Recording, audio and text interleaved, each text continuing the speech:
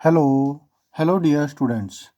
अभी हम कर रहे हैं 7th class NCERT math try these page number 154। Chapter का नाम है पेरीमीटर एंड एरिया। ये जो ट्राई दीज है इसके अंदर कोई वैल्यू वगैरह नहीं दे रखी है और आपसे क्वेश्चन पूछ रखे हैं। तो जो मैंने पहले वीडियो बनाया था उसमें हमने आइडियाज़ के हिसाब से मैंने उसके जवाब दिए थे कि ये कैसे होगा। लेकिन एक स्टूडेंट ने पूछा कि इसे आप सॉल्व करके दिखाइए, तो फिर मैं ये सॉल्व करके दिखा रहा हूँ। ये जो कॉन्सेप्ट है सॉल्व करने का जो इसमें इस्तेमाल करेंगे थोड़ा सा हायर क्लासेस का हो जाएगा, लेकिन क्योंकि पूछा गया है तो मैं ये करवा रहा हूँ।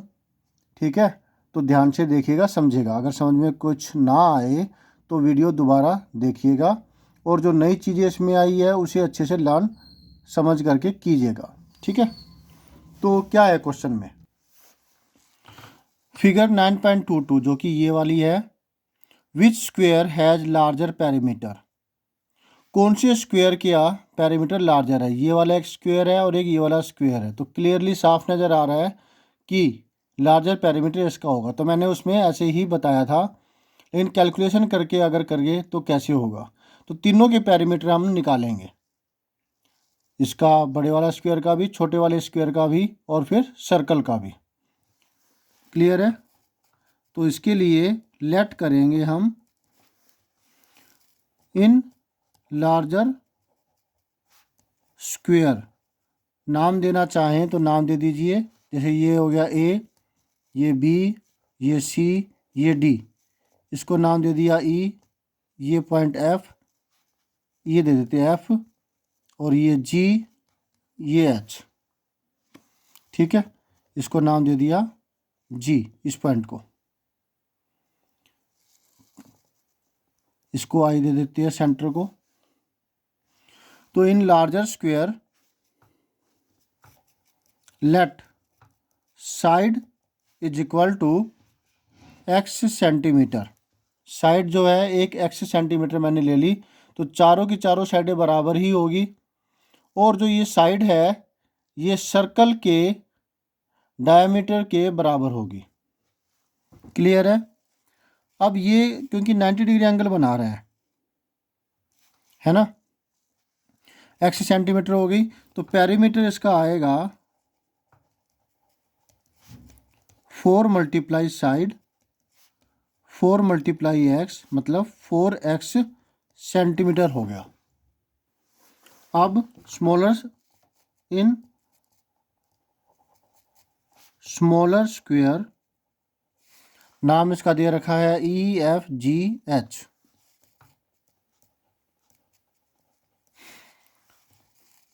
Late side is equal to, इसमें अभी हम लेट साइड कर रहे हैं, इसको मैं ए मान लेता हूँ।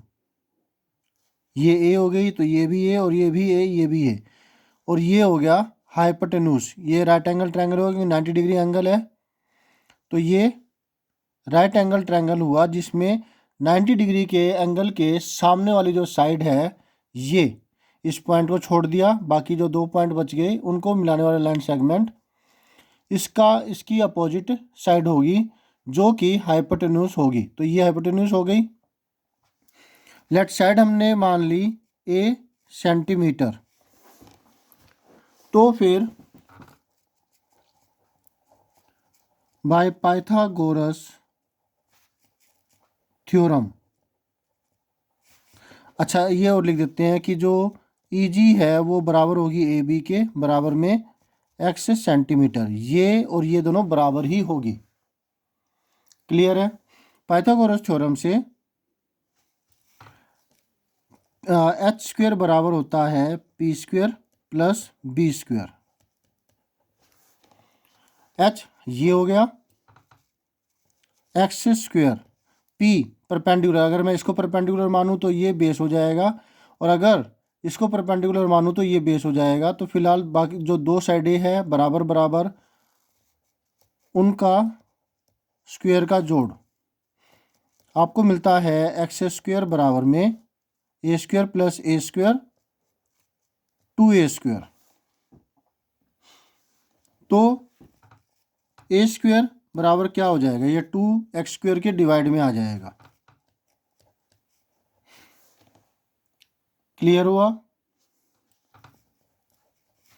अब a बराबर होगा इस तरफ का square root x square by में 2, तो एक्स स्क्वायर का तो एक एक्स बाहर आ जाएगा, 2 का बन जाएगा √2। तब थोड़ा सा यहाँ पर पाइथागोरस थ्योरम है, अभी जो ये कॉन्सेप्ट हम कर रहे हैं थोड़ा सा एक्स्ट्रा हो जाता है, तो तब करके मैंने इसको ऐसे नहीं कराया था।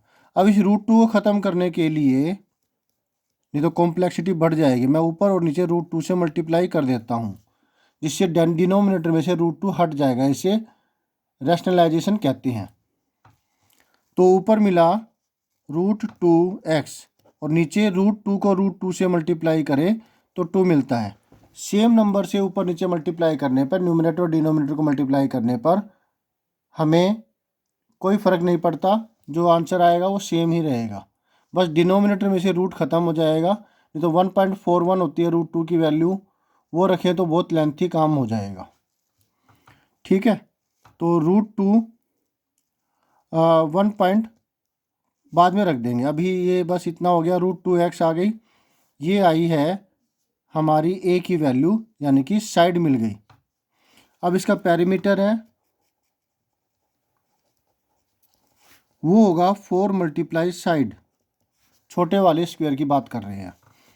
साइड a जो कि हमने निकाल ली a बराबर में ये √2 bye 2x, 2 1 is 2 2 jar 2√2x। √2 की वैल्यू अगर रखें तो 2.1.41, 2 डेसिमल प्लेस तक मैंने इसकी वैल्यू रखी है, और वो आई 2 1 is 1.41 को मल्टीप्लाई करें 2 से, 2 1 is 2, 2 4 जार 8, 2 1 is 2, 2.82 आ गई। 2.82x क्या आई? 2.82x centimetre. अब क्लियरली आप देख लीजिए कि ये तो आई 4x और ये आई है 2.82x। अब x को छोड़ दे, अगर दोनों में x आए हुए x को छोड़ दे तो 4 और 2.82 में कौन बड़ी वैल्यू है? कौन सी बड़ी वैल्यू है? ऑब्वियसली ये बड़ी वैल्यू है, because 4x is greater than 2.82x। Hence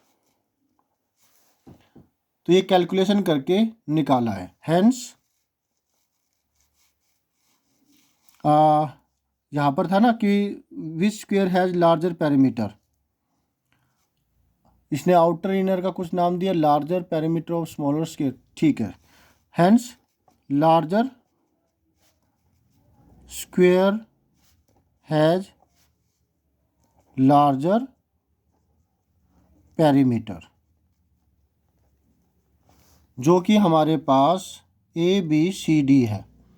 नहीं तो हम सीधे से कर सकते थे कि larger square will have larger perimeter, ये फैक्ट होता है, कैलकुलेशन ऐसे की है। ठीक है, तो ये इतना था। अब हमें अभी स्क्वायर और करना, सॉरी सर्कल का और करना है। तो सर्कल के केस में, in the case of circle, इस सर्कल के केस में डायामीटर रेडियस किसके बराबर होगी? रेडियस होगी डायामीटर डिवाइड में 2, और डायामीटर इसका है EG बाय 2, और EG है, हमने यहाँ पे लिखी थी EG AB के बराबर है, x के बराबर, तो ये होगी x बाय 2। क्लियर हुआ? तो फिर पेरीमीटर, जो कि सर्कल के केस में हम सरकमफ्रेंस रखते हैं, बराबर होगा 2πr। पाई की वैल्यू मैं ले रहा हूँ 3.14, और जो r है रेडियस x बाय 2 है,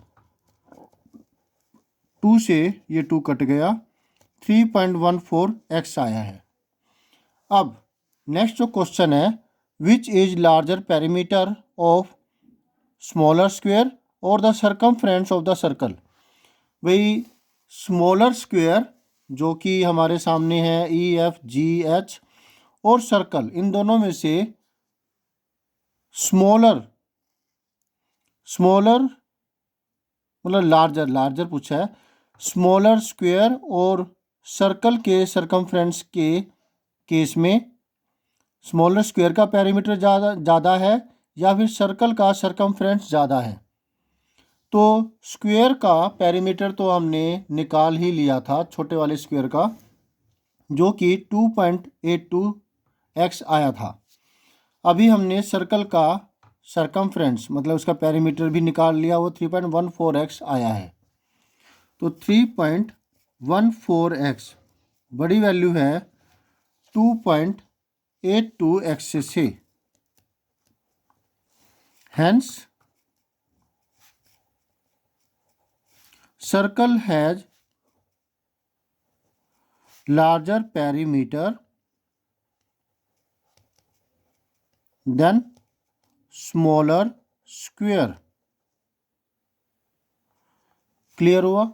ये आपका सॉल्यूशन हो गया। सॉल्व करके दिखा दिया, इसको देख कर ही नहीं किया कि भाई देख लिया, आइडिया लगा दिया और इसको लिख दिया। तो वो पहले वाले ट्राइडीज में किया था क्योंकि ये कॉन्सेप्ट थोड़ा एक्स्ट्रा था। अब मैंने सॉल्यूशन करके आपको दिखा दिया। कुछ समझ में ना आए तो वीडियो बैक करके दोबारा देखिए। Okay, bye.